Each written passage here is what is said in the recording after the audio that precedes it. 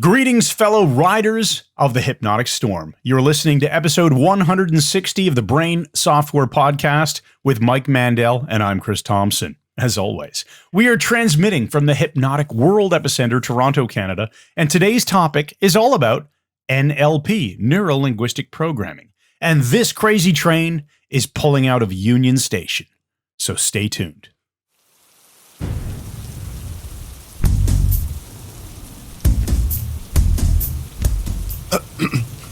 Good afternoon, ladies and gentlemen, fellow members of the military, veterans, and the House of Lords.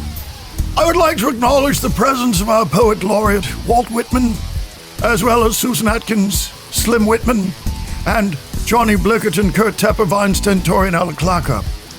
I intend to speak today on behalf of humanity, and in light of the present crisis. As we all know, it's always a sad event when one loses a colleague of note, as we have today. Friends, Britons, countrymen, I come to bury Henry Squatter, not to praise him.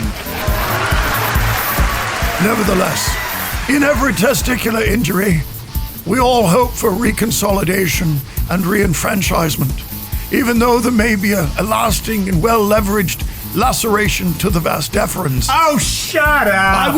I will. But let's ask the question, shall we? What on earth ever occurred to any of us that would enable us to see that ancient and meandering tranquility that was so apparent in the past?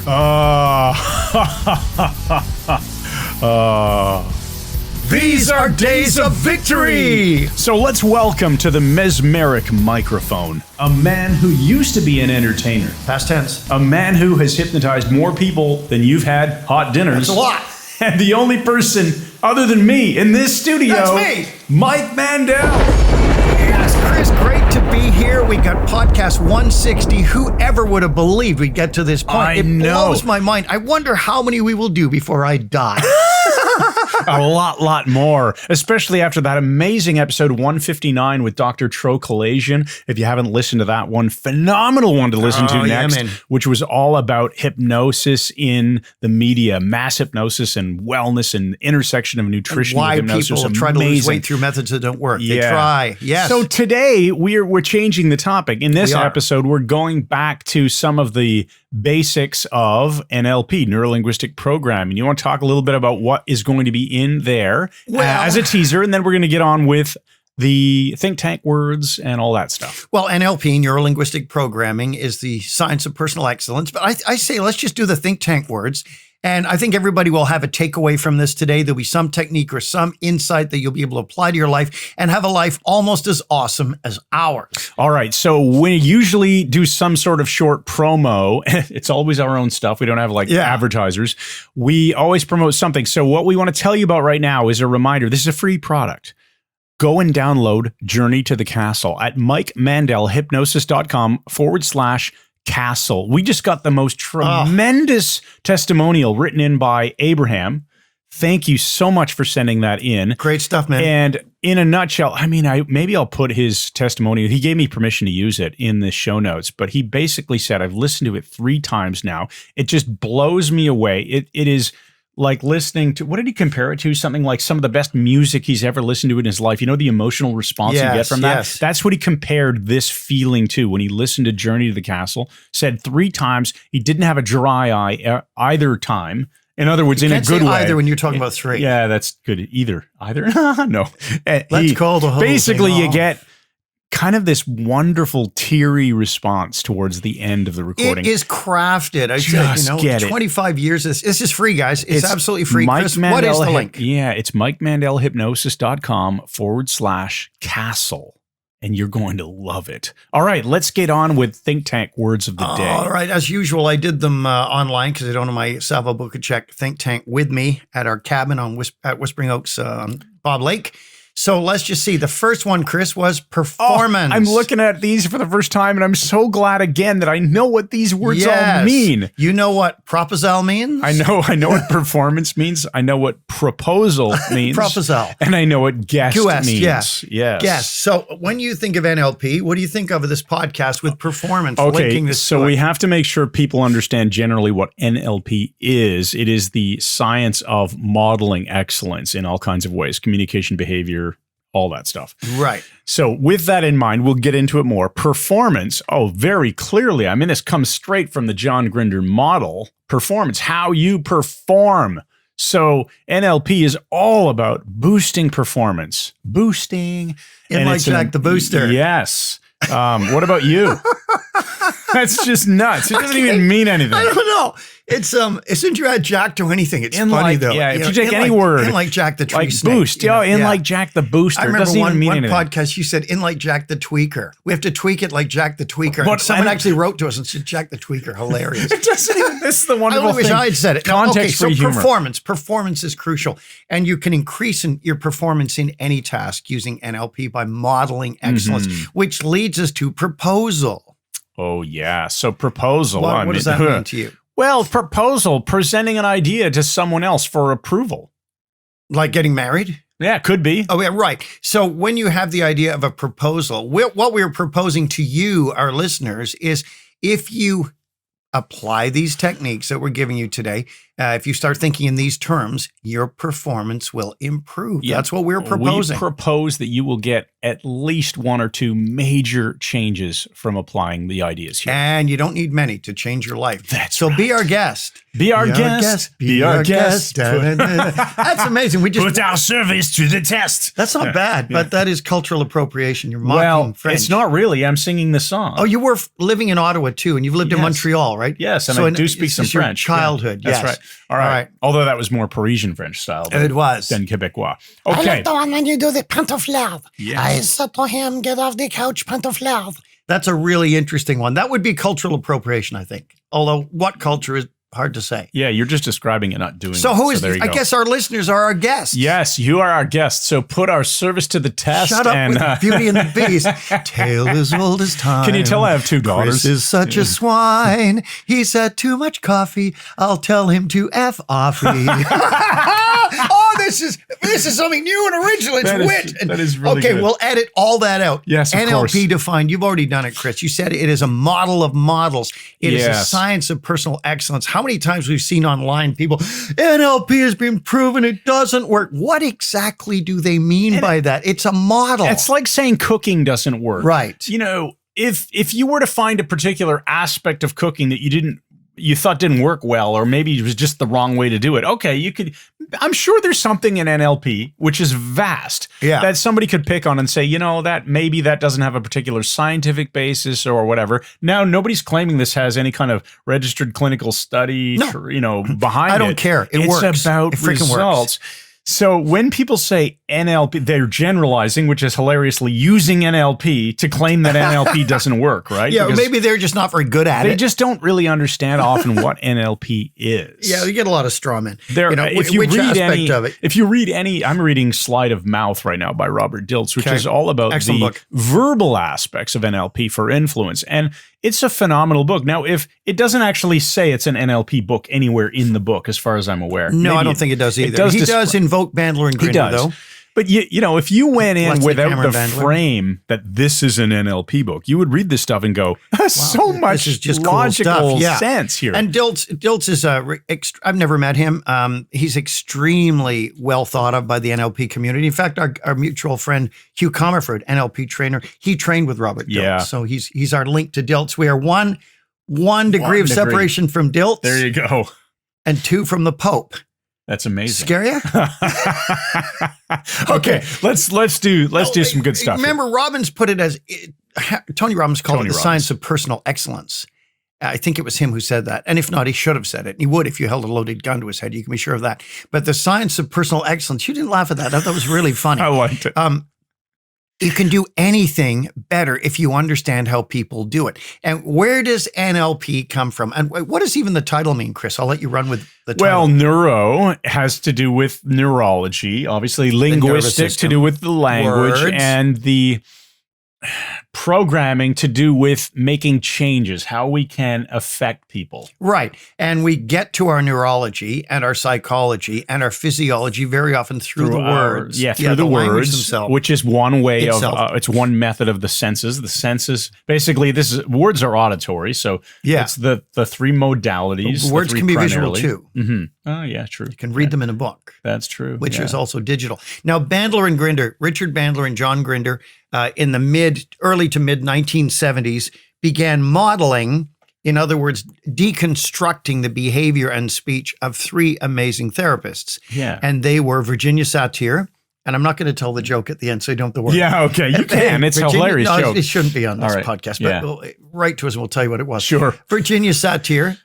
who was a family therapist, she could deal with a dysfunctional family, would intuitively be able to tell who the dysfunctional person was when she tapped with that hammer just on that one person. It would fix the family. Yeah.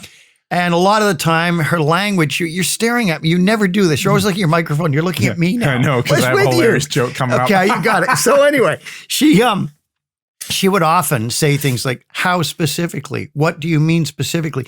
Which were the early attempts or early manifestations He's of the always meta making model. me angry. Right. How specifically? Always, every Yeah. single time. Yeah. So they noted that she was sometimes, the great specificity gave them information. Then there was Fritz Perls, the second one. Don't you mean Chris Pearls? No, I don't, Fritz. Jeff speaking here. Fritz Perls came up with the whole concept of Gestalt therapy, working with parts, ego states in a very interesting way where he would separate them by using two chairs, put your invisible father, your dead father in that chair in your imagination. Don't invoke his ghost. Yeah. But imagine he's sitting there, tell him what Dad, you're a bastard. I hated you. You wrecked my life. Okay, be the father now. Change chairs. I can't. Pretend you can. Do it now. And from here, we get the idea of hallucinating something and also association and dissociation. And perceptual positions. Right. And then they also got the third one, who was Milton Erickson. And Erickson he wouldn't give anything you could nail to a wall, like nailing Jello to a wall. You know, you sit there and find yourself slipping into that region where the other part of your mind didn't want to go. That's right. And so Bandler and Grinder would notice that there was a very big difference between the way Satir would approach family therapy and using what later became the meta model as But she wasn't extracting being information. satirical. Right. And so meta model, i.e. the how specifically every single time, always, questioning, getting more information out of the language, Finding the deep recovering the structure. deleted material, which we'll get to. And Erickson was doing the opposite. He was using what we later became to know as the Milton model because they named it that. Forcing the attention internal Yeah. and creating trance states, whereas the meta model keeps one out of trance. Right. And as you listen to this entire podcast, it's possible for you to pay attention to certain aspects of exactly what's happening in your own mind and in your unconscious behaviors so that you can change in ways that are glanative and amazing things can happen in your life. That's right. That's right. Nicely done. Now listen, the way we're carrying on, people are going to think we're drinking or something, but it's only... We are drinking. Coffee. But too much, clearly. It's like 10:25 in the morning here. Yeah. Maybe we ought to just do a podcast with a bunch of booze sometime. That would See if be people kind of can funny. even notice. We could have Yeah. a contest. As long as it's early enough so it doesn't affect my sleep. I'm amazed you're able to sit next to me because my wife and I had those amazing prime rib burgers last night. Garlic? With slabs of onion on it. Oh, so nice. thick. I woke up this morning with an onion mouth, like Jack the Onion Mouth. Onion there. boy. It was just unbelievable. So let's go on. So Bandler and Grinder began to quantify and codify and deconstruct all of these things.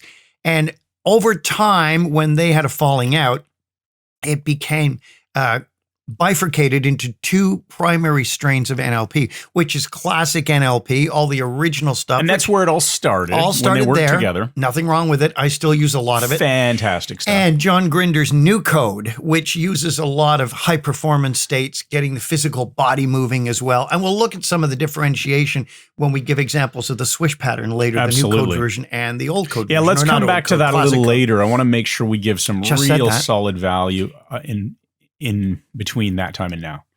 That was clearly an indirect chide. So, okay.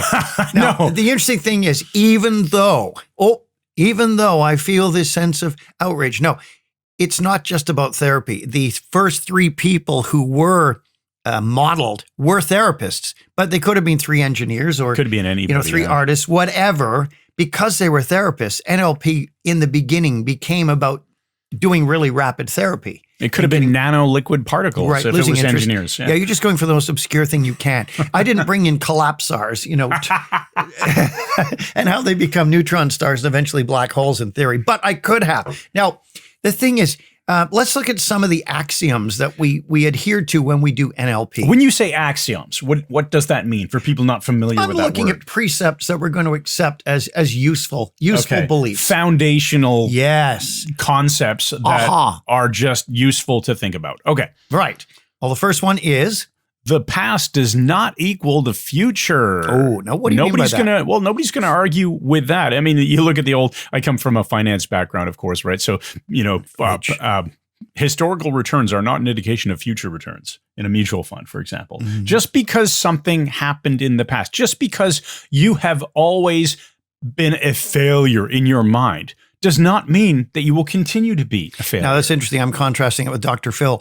The best predictor of future behavior is past behavior. Well, how does that belief serve you, right? No, that's another Dr. Phil. question. We have him as a guest. I mean, would you rather listen to Dr. Phil? Well, because you've always been overweight, bastard. you're always going to be overweight. bastard. Or a bastard, whatever. Or overweight. That's just to me, that's a stupid way of looking at things. And if people are capable of making change, which we know they can, because people have gone from being weak to strong, from dumb to smart. No, I mean, I'm saying that. From ignorant on a topic to highly educated on a topic, from unable to do certain things to able to do certain things. Obviously, the past does not equal the future. It's a really good idea to remember that, especially when you're struggling. But Chris, those who refuse to learn the lessons of the past are condemned to repeat them. And how do you get around that? And for them, for them. Oh, nice comeback. So what we mean by the past does not equal the future is the whole concept that just because something's always been a certain way, it doesn't mean that if you apply the correct resources at the right time that you cannot change it. Yeah. We always look in terms of giving people options because we operate on the principle that choice is always better than no choice. No choice. That's right. So because someone's had a phobia for 30 years, I don't know, Chris, I probably fixed 200 phobias in my life, got rid of them, taught the person how to get rid of them in one session every time. It made no difference if they'd had the phobia for a couple of years or their entire life. Well, sure. The past does not equal the future. You can live without it if you run the right processes. Absolutely. I like the way I said processes instead of processes. Yeah. You're saying processes. Processes sounds more sophisticated. Now here's another axiom. Go ahead. People are not broken. It worked perfectly.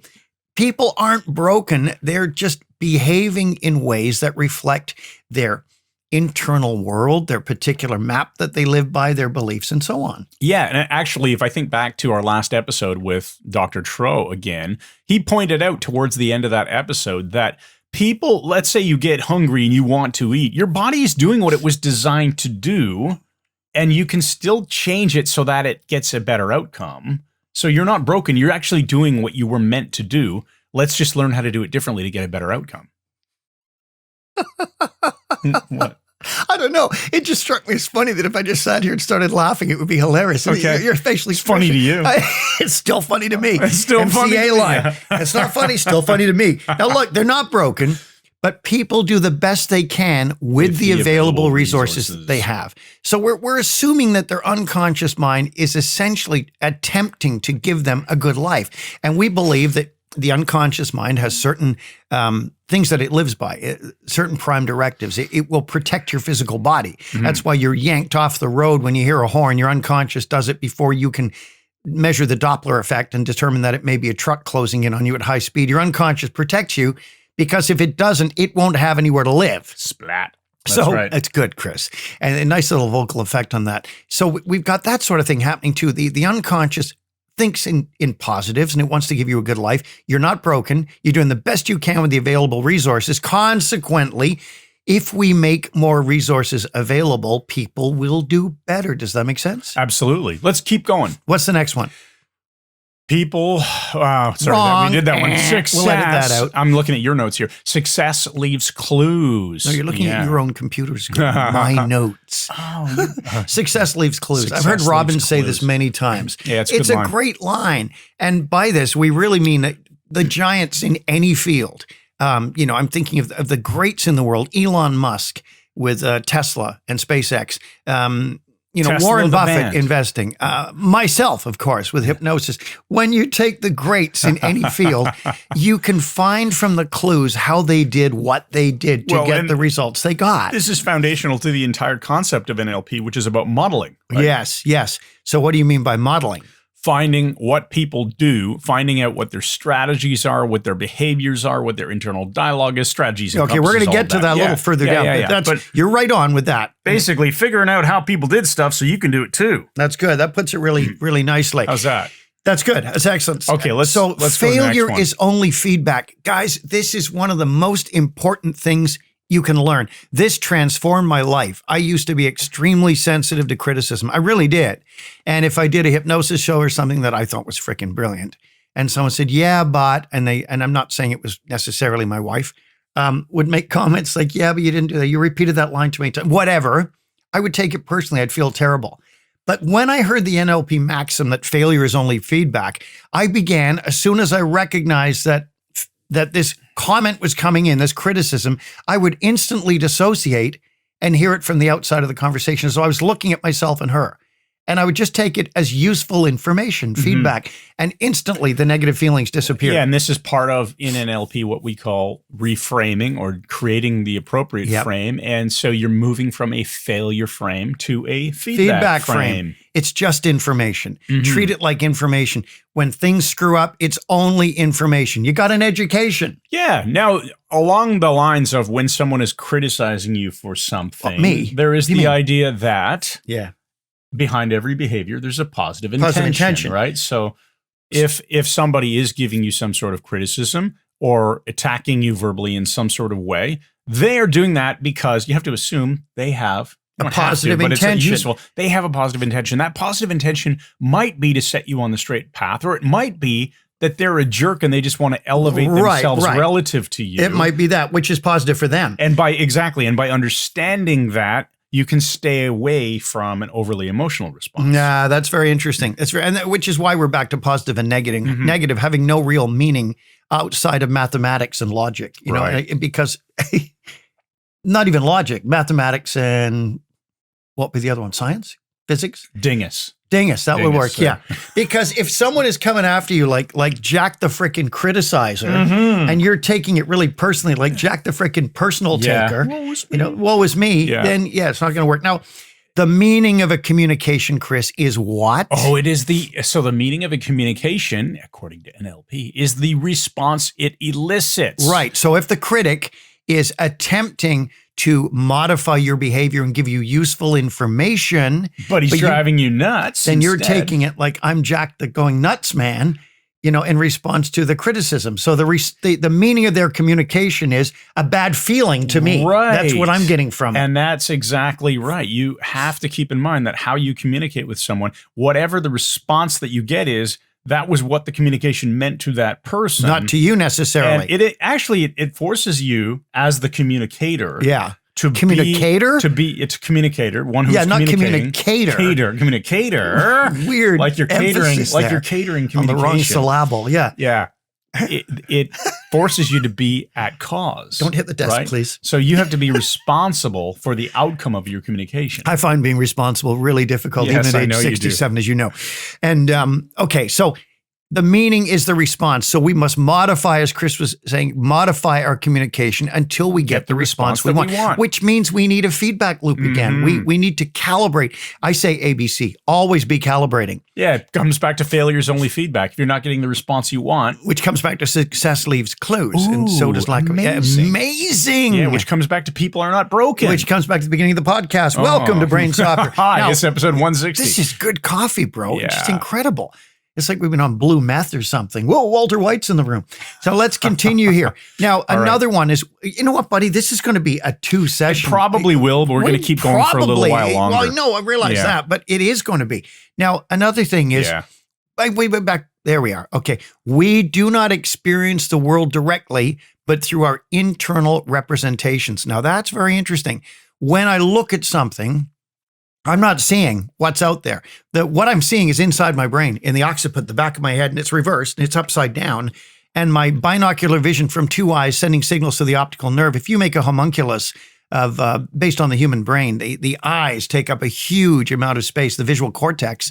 And what's happening is the light, the photons of light are hitting the visual purple in the retina of my eye, going through the optic nerve into the brain. The brain goes through a series of transforms and so on, creates this picture in front of me, but it's projected there. It's not really what's there.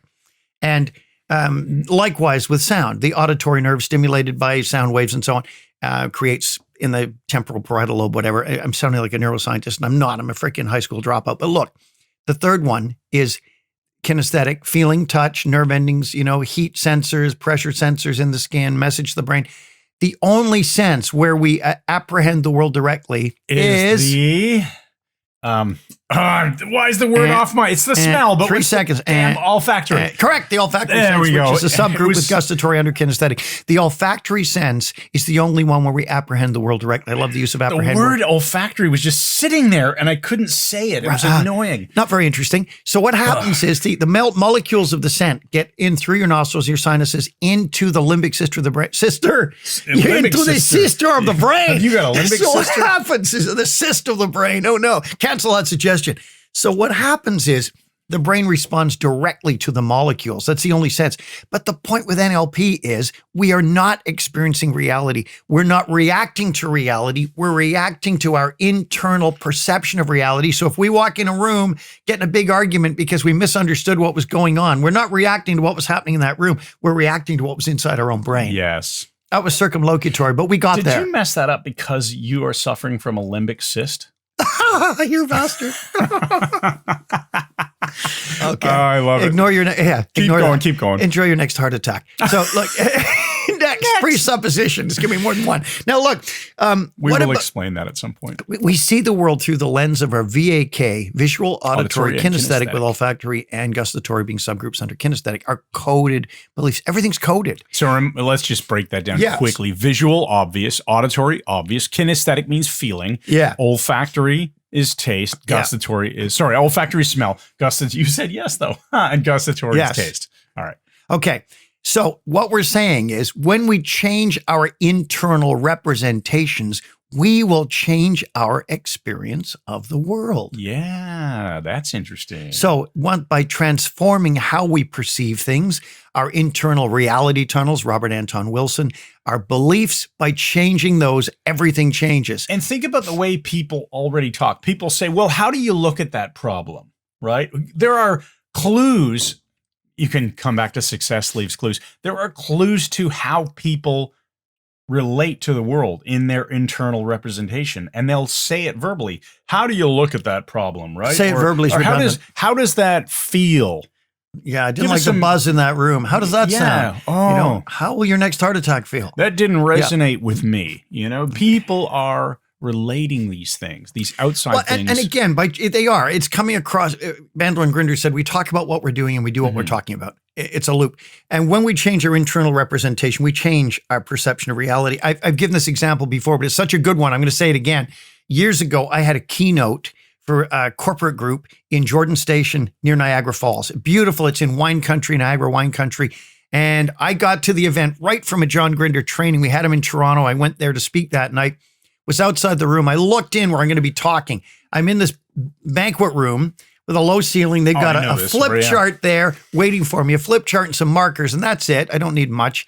And there's a bar open, and they're all loud, and they're all milling around the bar, these 30-somethings. I went, oh, man, they're all hammered, and they're loud, and they're going to be a pain in the ass to work for. They're drunk. We'll edit that word out. Can't say pain. Scare you. And so I was just really stressed right away. Oh, it's going to be a difficult event. They're not going to pay attention to me talking about the brain and this stuff. Internal representation. Internal representation. A bunch of drunks who aren't going to listen. I went out in the hall. I went, okay, shake it off. I shook my body to shake off that state. And I thought, I'm going to go back in and see this fresh with neutral eyes. Just framed it as that. Took like 30 seconds. I went back in and looked, walked into the room. And I realized they weren't all drunk. Most of them were drinking soft drinks, ginger ale and Coke. And, that's wrong. They're all standing drunk. around you the bar. Just changed your internal representation. They were just a bunch of happy people. They were nice people. And it was one of the best trainings I did. It went so well, buddy. It just went so well. I changed my internal representation. And now Chris, we have to move on because a special report has just come in. News update. There has been another Gus Grissom sighting. Over to you, Chris Thompson. Mike, there has indeed been another amazing sighting of astronaut Gus Grissom. This one comes from our school bus driver, Honey Hallmark, in Intercourse, Pennsylvania. Honey reports, on Tuesday last week, I had dropped off a box of COVID-19 masks at Lealock Elementary School in preparation for the school restart in a few weeks. I had added a thoughtful, I hope you don't get sick and die, Hallmark greeting card with each and every one of the 45 masks. As I drove up to the front door of the school, I left my bus idling and, securing my own ShizJig-approved ant-proof corona mask, walked to the front door, which immediately opened. The custodian greeted me and, with gloved hands, took the cardboard box from me. But just then, the elastic securing his N95 mask must have broken because his mask fell to the ground. He tried to cover his face, ostensibly to stay safe, but I recognized him immediately. It was Gus Grissom. I'd know that brush cut anywhere. Honey Hallmark went on to report that Grissom ducked back into the school and locked the door, preventing further contact. She says, he looked really fit and in good health. However, he did seem a little tired around the eyes. Hallmark stated that she was tempted to ram the front doors of the school with her bus, but thought better of it. I would have loved to talk to him, she stated. I still have a Gemini space capsule commemorative card that he could have signed for me. Unbelievable, Chris. Clearly, Grissom is here to stay. And now, back to the show. Now, one of the other concepts here goes back to George Miller, and people dispute this, but I find it a useful model. It works well. The idea that we do have conscious and unconscious processes, or processes, whichever you prefer, or processes. We've gone through this already. That's right. We talk about the magic number 7 plus or minus 2. And the idea is that in our conscious awareness, what's in the foreground, we can only maintain somewhere between 5 and 9 bits of information, with 7 being in the middle of the bell curve. And again, regardless of whether or not this exact number is correct, there is a finite limit. So yes, and if anyone disagrees with the number, send us an email and we'll delete it. Now, what's interesting about this is the point is, yes, there's a finite number of things that can be kept in the foreground, which is why phone numbers over 7 digits, they start getting more and more difficult to memorize. Mm-hmm. But in the background, in your unconscious mind, you're processing maybe 3 million to 20 million bits of information per second. And that's where real change happens. Absolutely. I mean, you're not consciously beating your own heart, right? You're not consciously. Well, I'm certainly not. Unless you take control of your own breathing rate, which you can do consciously. You can override it consciously, temporarily. You're not typically breathing consciously or blinking consciously. You're making me blink consciously now. Or itching constantly. constantly. Shut up. I'm rubbing my eyes. Yeah. Now, look. One of these things one of the ways we can run our behavior, I stumbled over that, but I'm going to say it again. We're just going to leave that in, pretend we edited it out. Right. We all have strategies to run our behavior, Chris. Strategies, what are they? I don't know. Do you have a strategy for that itching you're feeling? Shut up.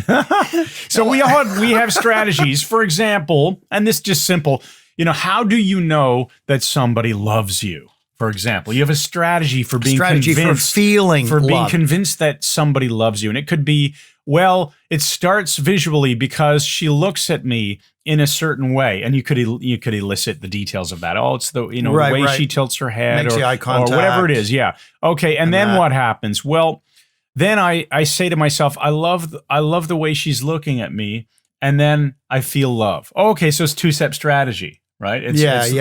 Or it could be any number of those things. Do you want to elaborate on that a bit, Mike? Well, strategies it'll be a visual, auditory, or kinesthetic aspect, internal or external. And a classic strategy that I modeled years ago from someone, I can't even remember who.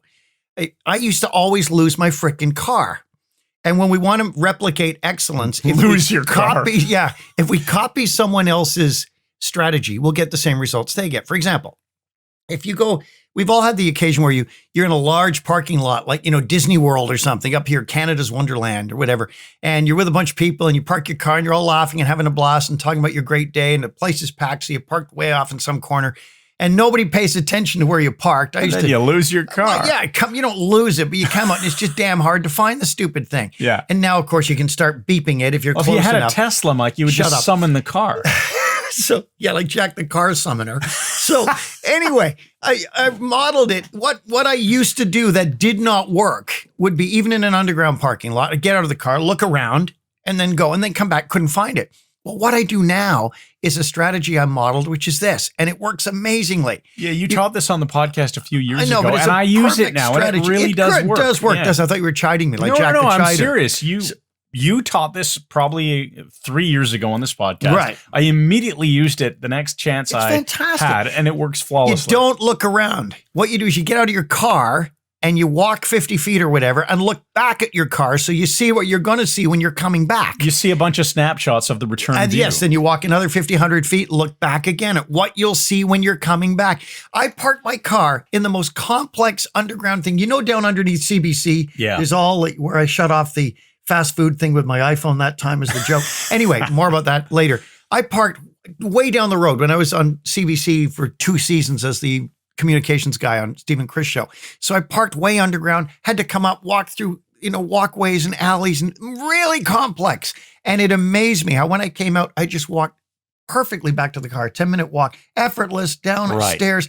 So that's a strategy. that you can model. Once you know it, you can model it. Right. And you can do that with anything. One of the most interesting I heard was somebody modeled Wayne Gretzky's amazing hockey ability. One aspect of it, which was this. Why Wayne Gretzky? Edmonton Oilers, number 99, arguably the greatest forward in hockey of all time. And he was so freaking hard to hit. And he wasn't a big guy, but people would try to board him and smash him. And he would just get around, loop around the back of the net, get the puck in over and over and over. His strategy, do you know what it was? Are you talking about skate to where the puck's going to be? Yes, but when he was skating, he would have in the background, that one. Sorry, the yes. view from above of dissociated everybody from above where they were and where they were going to be. Yeah. Now, obviously, he doesn't actually have a camera up above. No, he's not astral projecting. Feeds him Information. a bunch of information like some Tesla autopilot 8 cameras. Always the setup. Tesla. Yeah, of course. I don't have autopilot, by the way. Just kidding. On about that. any of his Teslas. But obviously, he doesn't have that. But Right. he has the sensory acuity to notice what's around him and in his mind imagine as if yes, he had this overhead camera and could see what was going on. And he's doing this around. unconsciously. Yes. Which is really, really amazing. So he had a strategy that worked for that. So start looking around and finding things that you want to replicate that other people do. And if you ask them, you say, when you go to your car, what is the first thing you do? Oh, I don't know. Well, if you did know, well, I look around. Okay, then what happens? Well, I start walking away. And what's next? Well, I look back and I guess I look back and see the car. You can unpack their strategy. Let's do it right now. Are you in a good mood right now? Yes. How do you know? Because I'm laughing a lot and saying Right. hilariously funny and brilliant things. Right. So what has to happen for you to be in a good mood? I'm already in one. There you go. And when you're not in a good mood, how can you put yourself in one instantly? Drink a bunch of coffee, come over here, start laughing, and start doing one of these podcasts. I mean, it works every time. Yeah, I can guarantee you that a part of the strategy, at least in this context, is that we'll look at each other and one of us starts laughing. And that becomes like, it's A veiled evidence insult. that Something means the other guy looks weird somehow. Yeah.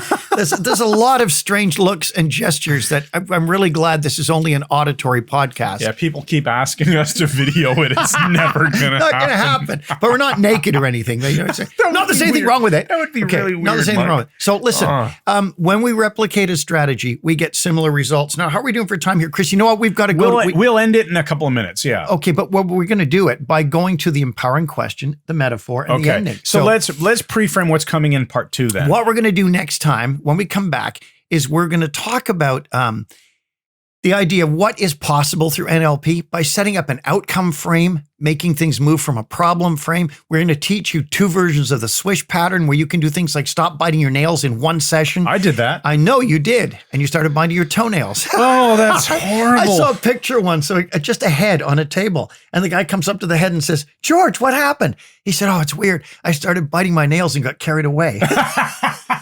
But the old ones are still the best ones. So we will give you some more specifics about how to use how this to interrupt stuff. patterns. What we're talk about the rewind technique, the And the fastphobia fastphobia cure. and a bunch of other cool stuff. Because there's more stuff down on the bottom here, Chris. Because I resume. Even more. We're going to look into pattern interrupts, smelling under wristwatches. Oh, your pattern resources interrupt, yeah. that are state specific, setting up anchors. Dan Gibson, central part recording, the conclusion. We're going to give you some more stuff next time. Actually, how to do some of these things. Now we got some of the premises. So, Chris, Chris, why don't you give us today's empowering question? All right, empowering question For episode 160 of the Brain Software Podcast, ask yourself, how will I take solid action today to begin to utilize my own resources, both in the interest of my own future and those who are important to me? And as I do, what will I continue to notice that becomes a useful feedback mechanism? Nice. All right. So we're going to go from that to my Meta 5, which is one better than a metaphor. Cardiff University and the Rowdy Students. Oh, Now, this is interesting because it's NLP related. Back in the 1990s, I did 5 tours of Britain. I would always do 12 shows in 2 weeks, every day but Sunday. I would stay on Toronto time. So I'd go to bed at 11 p.m. Toronto time, which was 4 a.m. British time. Sleep in. Then my driver, Paul Giles and Nigel Smith, would take me from Thames Valley police officers. They'd take me to my next event. And that way we'd be getting in at 3 a.m. because we were staying in Reading. We'd go all the way to Manchester or Birmingham or Cardiff, Wales, and back. Well, Cardiff was interesting. I hadn't been in Wales since I was a kid and didn't remember it.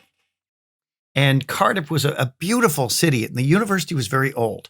And we got to the place where the event was, and it was full of people. I'm showing you indirectly how packed my event was. Paul Giles and I sitting there waiting to go in, and it was extremely noisy in the room. And I started to get anxiety again because I hadn't performed there, and I got to get an hour and a half of entertainment from these people. I mean, think of it, guys. When you're doing a stage hypnosis show, you're basically producing a 90-minute entertainment that's got to be funny and amazing with actors who are amateurs who've never read the script. And it's got to work and stop working at the end. And so I'm hearing all this noise thinking, oh, they're either not going to volunteer or they're going to be, a nightmare to work with. Guess what? I remembered the thing I just told you about when I came from the John Grinder training to the thing it was actually for Yamaha. And I thought they're all drunk. And I did the same thing again in the dressing room. I just, okay, I'm going to get in the best state I can possibly be in. I'm in that now. I'm going to go out there. They announced me. I walked out. And everyone was just silent and smiling. And I came on the stage and they started politely applauding. They were some of the nicest, quietest Welsh people you can imagine. All the noise was just conversation, but I had framed it as it was going to be a problem. Instead, it was leading to an outcome of an amazing show. thanks everybody for listening. This has been Brain Software, episode 160 with Mike Mandel. And I'm Chris Thompson. As always, we so look forward to coming back with the next episode, which will be part 2 of our introduction to NLP in this podcast.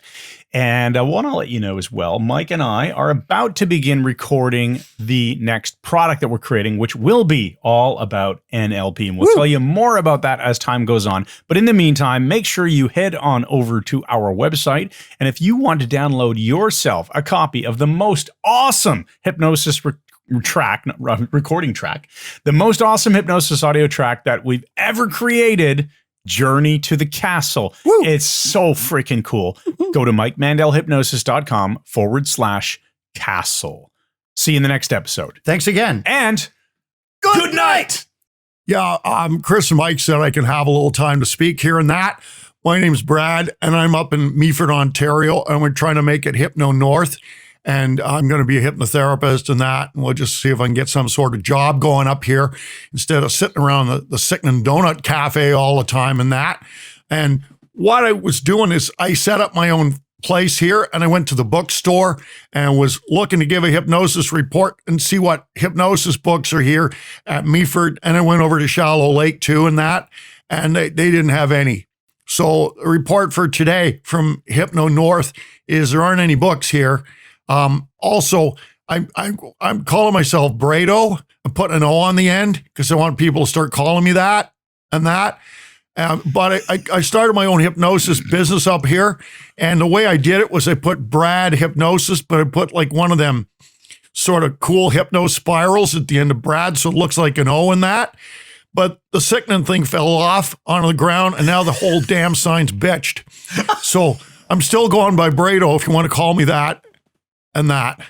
All right, this is Brado from Hypno North, Meaford, Ontario, also covering the area of Shallow Lake, and I'll be back to give you another hypnosis report in the news on that. Bye.